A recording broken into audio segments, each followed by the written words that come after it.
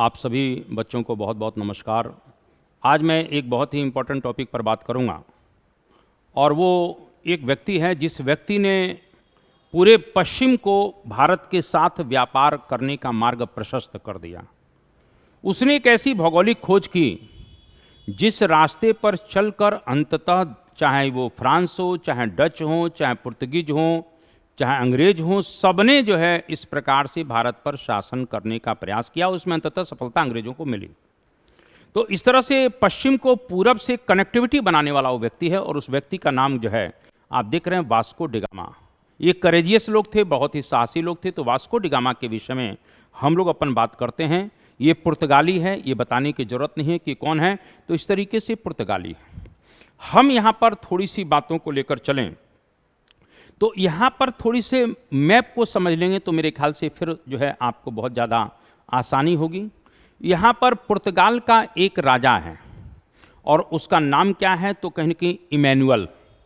तो पुर्तगाल के राजा इमैनुअल को ये लगा कि पूरब के साथ कहीं न कहीं व्यापारिक संबंध बनना चाहिए। क्यों बनना चाहिए? क्योंकि मैं जब मॉडर्न पढ़ाऊंगा तो बताऊंगा। 1453 में एक रास्ता ब्लॉक कर दिया जाता है। वैसे भारत का व्यापार ये भारत है, आपको दिख रहा होगा। तो इस भारत का व्यापार अगर हम देखते हैं तो ये फारस की खाड़ी से हो रहा है, बे ऑफ फारस से हो रहा है। यानी भारत के व्यापार को आप देखेंगे तो इस समय आप पाएंगे कि व्यापार कहीं न कहीं इस तरह से फारस की खाड़ी से हो रहा था और अंततः कहीं न कहीं ये धीरे धीरे इस प्रकार से ये लोग यहाँ पर आ जाते थे मिस्र के तट पर। लेकिन ये 1453 में कहीं न कहीं रास्ता ब्लॉक कर दिया जाता है। अब रास्ता सिर्फ जब ये रास्ता पूरी तरह से तुर्कों ने ब्लॉक कर दिया तो अंततः रास्ता अब यही बचेगा। तो इस तरीके से पुर्तगाल को लगा और पुर्तगाल सबसे पश्चिम में पड़ता है। ये वाला पूरा बेल्ट आप देखेंगे तो यहाँ पर जो है पुर्तगाल है, स्पेन है, इस तरीके से जो है जितने भी हैं, इधर इंग्लैंड भी है। तो ये जितने भी पश्चिमी यूरोप के लोग थे ये भारत की वस्तुओं को पा नहीं पा रहे थे। यहाँ हड़कम मच रही थी क्योंकि यहाँ से सामान बहुत कम जा रहा था और जा भी रहा था तो एक प्रकार से पश्चिमी यूरोप तक नहीं पहुँच पा रहा था। तो इसी में एक व्यक्ति का नाम आता है और उसका नाम है कोलंबस। 1400 कहीं ना कहीं आप जानते हैं 92 की ये घटना है। लेकिन कोलंबस जब स्पेन से निकलेंगे तो वो इधर निकल जाएंगे, वो अमेरिका की तरफ निकल जाएंगे, इसीलिए वो भारत से नहीं मिल पाए। तब इस तरीके से राजा कहने की मैंने कहा कि पुर्तगाल का एक राजा है जिसका नाम है इमैनुअल। और इमैनुअल को ये लगा कि अब किसी तरीके से एक व्यापारिक अभियान होना चाहिए और इस तरीके से वास्को डी गामा साहब जो है कहीं न कहीं इसके लिए तैयार होते हैं। उनके नेतृत्व में 3 जहाज, 4 जहाज हैं, 1 जहाज सामान का था, 3 जो है कुल मिला के सैनिक अभियान के लिए थे। तो यहाँ से इस प्रकार से इस रास्ते को ये लोग पकड़ते हैं और इस रास्ते को पकड़ते हुए वास्को डी गामा यहाँ पर इस प्रकार से जो है ये cap of good hope south Africa का जो लास्ट पॉइंट है यहाँ पर आ जाते हैं। यानी वास्को डी गामा ने अटलांटिक ओशियन से धीरे धीरे जो है इंडियन ओशियन की तरफ जाने का शुरुआत कर दिया है। किसके समय में? मैनुअल के समय में। मैंने अभी आपको बताया ये इस तरीके से करीब जुलाई 1497 में ये अभियान शुरू हो रहा है। ये अभियान कब शुरू हो रहा है? 1497 को जुलाई में। तो यहाँ से ये निकलते हैं और इस प्रकार से इनके पास और भी 2 जहाज हैं। यहाँ पर मैं आपको बताना चाहता हूँ कि इस तरीके से जब यहाँ कैप ऑफ गुड होप पर आए तो यहाँ पर एक अरबी व्यापारी है जो गुजरात का रहने वाला है जिसका नाम है अब्दुल मजीद। क्या नाम है? अब्दुल मजीद। ये अब्दुल मजीद इनको सपोर्ट करता है, इनका सहयोग करता है क्योंकि यहाँ पर ये मार्ग भटक गए थे थोड़ा सा। मैंने बताया था कि इस तरह से पहला ये पुर्तगाली अभियान सफल अभियान है। इससे पहले जो है बार्थोलोम्यो डियास कहीं न कहीं यहाँ तक आ चुके थे पुर्तगाल के 1487 में, लेकिन वो अभियान फेल हो गया, ये यहीं से चले जाते हैं। तो वास्को डी गामा यहाँ तक आए, अब्दुल मजीद ने इनको सपोर्ट किया और इस तरह से अब्दुल मजीद का सपोर्ट लेकर इस तरीके से धीरे धीरे वो एक प्रकार से भारत के इस मालाबार तट पर पहुँच जाते हैं। कहाँ पहुँच जाते हैं? मालाबार तट। मालाबार तट का मतलब है केरल और यहाँ का जो शासक है उसका नाम है जमोरिन। कौन है? तो इस प्रकार से जमोरिन इन केरल के कालीकट में पहुँचते हैं। कहाँ पहुँचते हैं?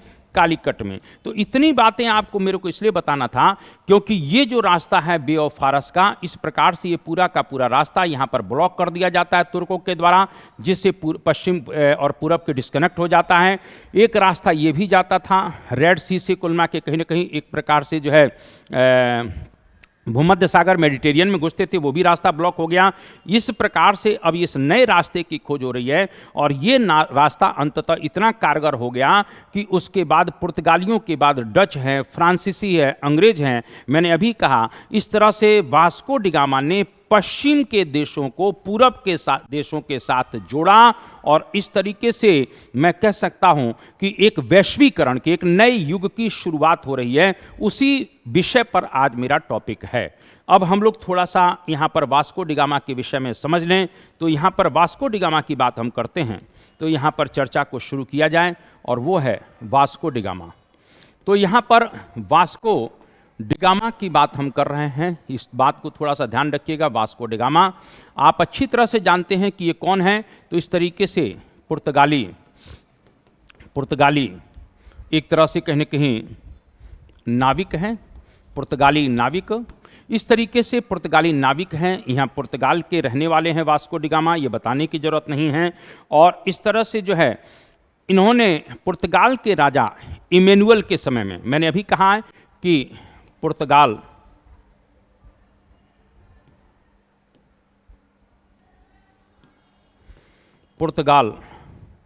के राजा इमैनुअल के समय में, इमैनुअल के समय भारत यात्रा शुरू करते हैं, भारत की यात्रा। तो इन्होंने इमैनुअल के समय में भारत की यात्रा की, ये भी थोड़ा सा ध्यान रखिएगा।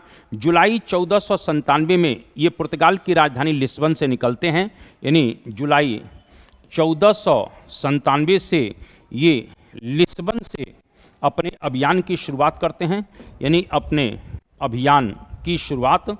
तो ये अपने अभियान की शुरुआत कर रहे हैं, ये थोड़ा सा ध्यान रखिएगा। उसके बाद हम बात करते हैं कि ये 3 बड़े जहाज़ों के साथ ही अपने अभियान की शुरुआत करते हैं, इस बात को थोड़ा सा ध्यान रखिएगा। यानी तीन बड़े जहाज़ों के साथ ये अपने अभियान की शुरुआत करते हैं।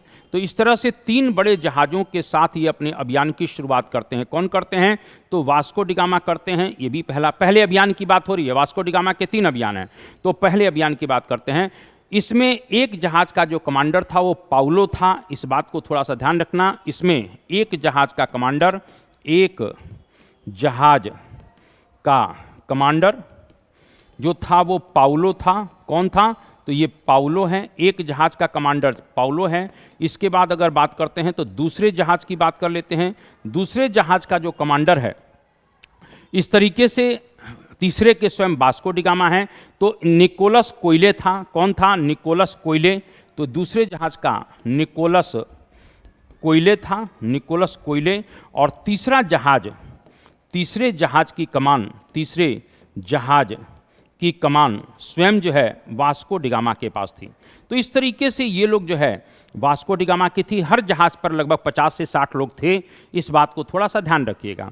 यहाँ पर अगर हम बात करते हैं, थोड़ा सा जहाज़ों के विषय में बात करें, तो ये जो 3 जहाज़ हैं, इसमें कौन कौन से जहाज़ थे ये भी आपसे पूछा जा सकता है। तो यहाँ पर जो 3 जहाज़ हैं, इस तरीके से अगर बात करते हैं, जो 3 जहाज़ इस अभियान में चल रहे हैं, उसमें एक जहाज़ है सैन राफेल। तो एक जहाज़ जो है कहीं ना कहीं सैन राफेल है, इस बात को थोड़ा सा ध्यान रखिएगा। तो एक जहाज़ का नाम सैन राफेल या साओ राफेल भी इसको कहा जाता है। दूसरे जहाज़ का नाम सैन गैब्रियल है। कौन है? दूसरा सैन गैब्रियल है, इस बात को थोड़ा सा ध्यान रखना, सैन गैब्रियल।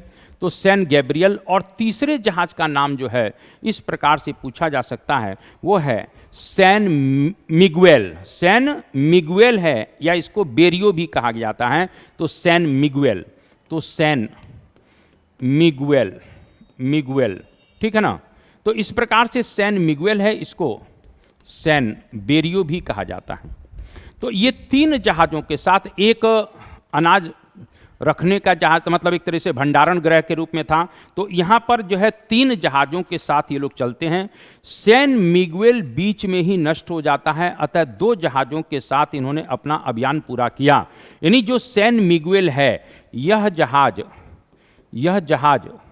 बीच रास्ते में ही नष्ट हो गया क्योंकि बहुत से समुद्री तूफान आया करते थे, जिसके कारण से इनको कई बार संकट झेलना पड़ा। अंततः वास्को डिगामा ने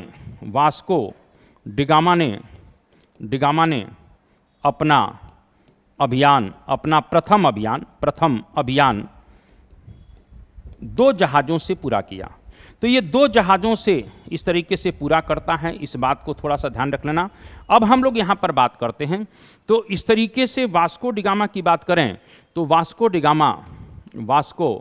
डिगामा इस तरीके से हम देखते हैं तो कैप ऑफ गुड होप के रास्ते,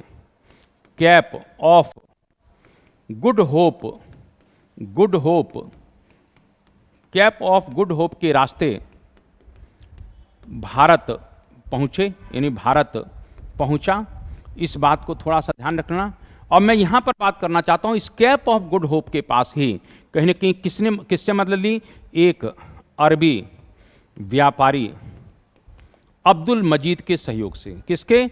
अब्दुल मजीद के सहयोग से। तो अब्दुल मजीद के सहयोग से इस प्रकार से जो है ये कहीं ना कहीं मालाबार तट पर पहुंचने में सफल हो जाता है, यहाँ पर पूछा जा सकता है। तो मेरा ये कहने का मतलब है कि वास्को डिगामा इस तरीके से कहाँ पहुँचे, अपने पहले अभियान की बात हो रही है। तो वास्को डिगामा इस तरीके से हम बात करें तो अपना पहला अभियान जो पूर्ण करेंगे, तो यहाँ पर हम बात करते हैं ये केरल के मालाबार तट, यानी केरल पर कालीकट बंदरगाह। कहाँ पहुँचते हैं? कालीकट बंदरगाह। और कालीकट बंदरगाह से भी जो स्पेसिफिक पॉइंट है वो है कप्पक डाबू। इस बात को ध्यान रखना, यानी कालीकट के पास भी जो स्पेसिफिक जगह का नाम था उसका नाम था कप्पक डाबू। इस बात को थोड़ा सा ध्यान रख लेना। तो मेरा कहने का मतलब है कि कप्पक डाबू या कप्प डाबू भी है, कप्प डाबू या कप्प डाबू नामक स्थान पर, यानी इस कालीकट बंदरगाह पर उतरते हैं और वहाँ के शासक जमोरिन ने स्वागत किया। यानी इसका स्वागत किया। इसने बहुत सा उपहार जो है कहीं अपने पुर्तगाल के राजा के पास से लेकर आया था, वो उपहार जमोरिन को इसने दिए। जमोरिन बड़ा प्रसन्न होता है और इसे कहता है कि आप यहाँ से बड़े पैमाने पर मसाले, जड़ी बूटियाँ आदि ले जा सकते हैं। तो इस प्रकार से ध्यान रखिएगा। यहाँ पर कहना चाहता हूँ वास्को डिगामा कब पहुँचे थे भारत? यानी भारत लगभग 20 मई 1498 को कालीकट पहुँचा। और कालीकट जब 20 मई 1498 को पहुँचता है तो उसके पश्चात ये अपनी वापसी भी शुरू करेगा। और मेरा कहने का मतलब है कि नवंबर 98 में, इस तरीके से नवंबर 1498 में इसने अपनी वापसी शुरू किया है। यहाँ पर बात कर सकते हैं कि नवंबर 1498 में इसने पुर्तगाल की वापसी की, यानी पुर्तगाल के लिए वापसी किया, ठीक है ना। अपने साथ जहाज़ों पर बड़े पैमाने पर जड़ी बूटी और मसाले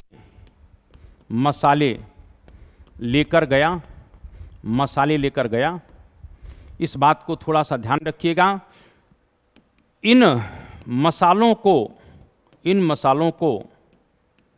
उसने 60 गुना कीमत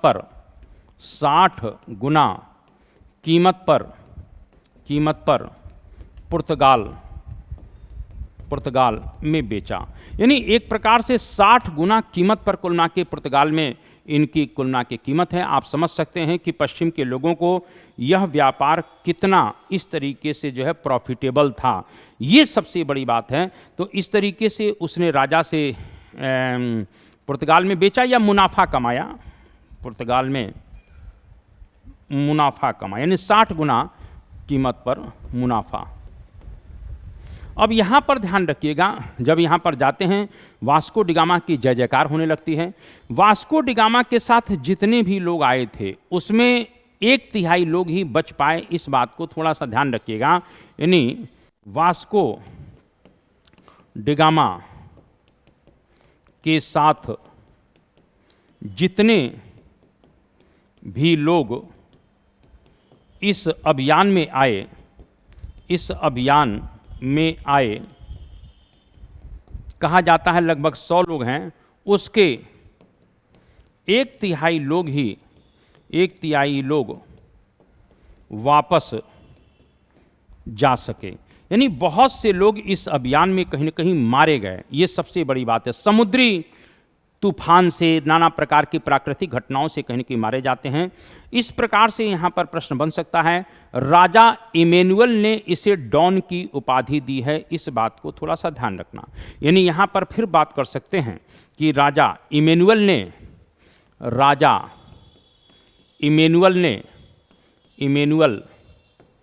ने इसे डॉन की उपाधि दी है। किसकी उपाधि दी है? डॉन की उपाधि दी। ठीक है, यहां पर एक और बन सकता है, कैप ऑफ गुड होप के, कैप ऑफ गुड होप के, कैप ऑफ गुड होप के रास्ते से भारत यात्रा करने वाला पहला यात्री। ये भी थोड़ा सा ध्यान रखना ना। तो ये पहला यात्री है जो कहीं न कहीं यहाँ से यात्रा कर रहा है, ये भी पूछा जा सकता है। इसके बाद इसके समुद्री अभियानों ने क्या किया कि कहीं न कहीं वैश्विक साम्राज्य के एक युग का रास्ता खोल दिया। यानी वैश्विक साम्राज्य, हम पश्चिम से पूरब की तरफ कनेक्टिविटी बढ़ेगी। यानी भारत के लिए समुद्री मार्ग की, भारत के लिए समुद्री मार्ग की वास्को डिगामा की खोज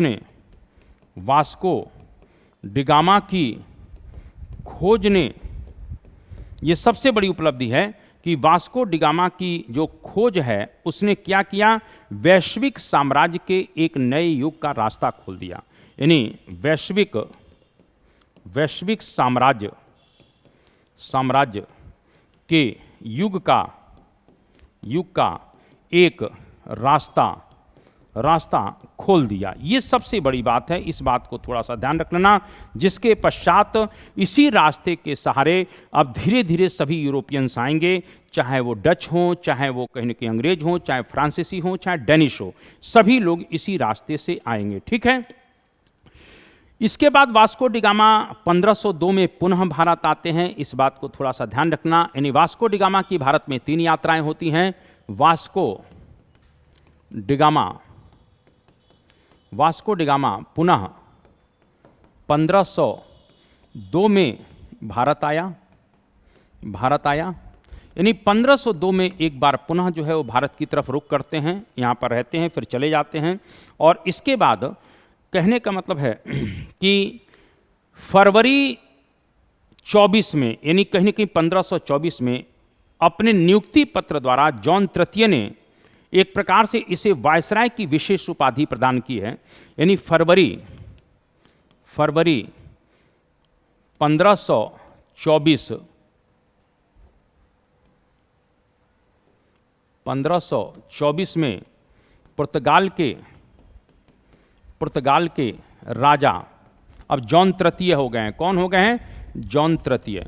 पुर्तगाल के राजा जो था वो कहीं न कहीं जॉन तृतीय है, आपको बताना चाहता हूं। और उसने वायसराय की विशेष उपाधि प्रदान की। उसने, जॉन तृतीय ने वास्को डिगामा को वायसराय की वायसराय की उपाधि प्रदान की। तो इस तरीके से ध्यान रखना, उपाधि प्रदान की जाती है। और जब इसको उपाधि प्रदान की जाती है तो मैं ये कहना चाहता हूँ कि यहाँ पर अप्रैल 1524 में 14 जहाज़ों के बेड़े के साथ वो भारत की अंतिम यात्रा करते हैं। यानी एक प्रकार से हम कह सकते हैं 1524 में वास्को डिगामा 14 जहाज़ों के काफिले के साथ भारत की अंतिम यात्रा करता है। भारत की अंतिम यात्रा, तो इस तरीके से यहाँ 3 बार आएगा, अंतरिम यात्रा करता है।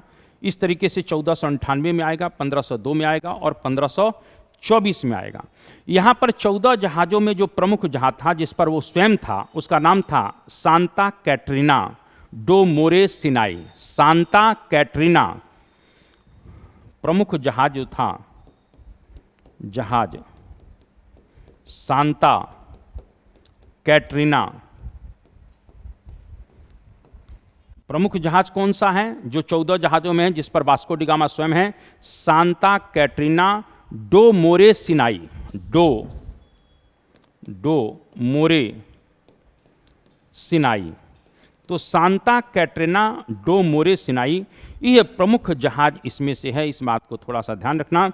यहाँ पर और आगे बढ़ सकते हैं कि वास्को डिगामा जब यहाँ पर आते हैं 1524 में ही, तो यहीं पर बीमार हो जाते हैं और इस तरीके से 1524 में क्रिसमस की पूर्व संध्या पर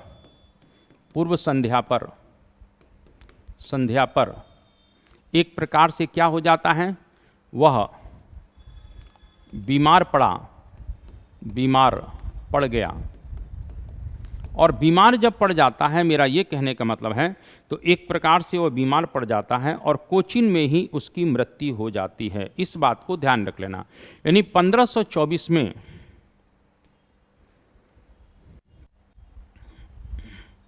इसको सीधे ऐसे लिखिए कि 1524 में इस तीसरे अभियान के समय कोचीन में ही बीमार पड़ गया और उसकी मृत्यु हो गई। यानी एक प्रकार से भारत में ही इसकी मृत्यु हो गई। इस बात को थोड़ा सा ध्यान रखना। यानी तीसरे अभियान में इसकी यहाँ पर डेथ हो जाती है और इस तरीके से उसे कोच्चि शहर के फोर्ट कोच्चि स्थित सेंट फ्रांसिस के चर्च में दफनाया गया। यानी इसे कोच्चि शहर में ही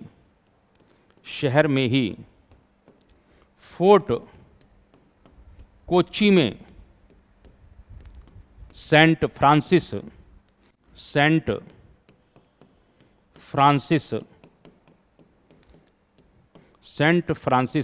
यानी कोचीन में इसकी डेथ होती है और वहीं पर सेंट फ्रांसिस के चर्च में कोच्चि स्थित सेंट फ्रांसिस के चर्च में इसे दफनाया गया। तो यहीं इसको दफनाया गया। इस बात को थोड़ा सा ध्यान रखना, ये भी आपसे पूछा जाएगा। तो कोच्चि स्थित सेंट फ्रांसिस के चर्च में इसे दफनाया जाता है। यानी अपने तीसरे अभियान में वास्को डिगामा की मृत्यु हो जाती है। मैंने अभी कहा वास्को डिगामा की जो सबसे बड़ी उपलब्धि है वो ये है कि उसने पश्चिम के देशों को भारत के साथ समुद्री मार्ग के माध्यम से, केप ऑफ गुड होप के माध्यम से व्यापार करने, धर्म प्रचार करने का एक बहुत ही गजब का रास्ता कहीं न कहीं खोला, जिसके परिणाम स्वरूप भारत एक तरह से इंग्लैंड का उपनिवेश बन गया। ये बहुत बड़ी उपलब्धि थी। मैं इस बात को यहीं रोकूंगा। आप सभी लोगों को नमस्कार। जय हिंद, जय भारत, वंदे मातरम।